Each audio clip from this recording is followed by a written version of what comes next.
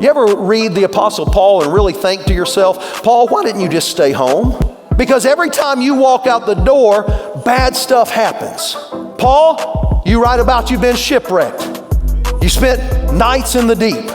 You've been beaten with lashes on your back. You've been in prison falsely. You've been hungry. You've been lied about. You've been falsely accused. You've been betrayed. All of these things that you list off in this laundry list of things that you faced in your life. And yet, Paul, you write in the midst of all of that, but in all these things, we rejoice knowing that God is glorified and our chains have turned out for the furtherance of the gospel. How can you face life's worst and still give God praise? How can you go through the worst that life has to offer and keep your song in the midnight hour? You realize the truth of God's word. Romans 8:28 is not a philosophical construct. It's not some ethereal concept out there in the nebulous of philosophy and life. Oh no, friend. It is the truth of God's word.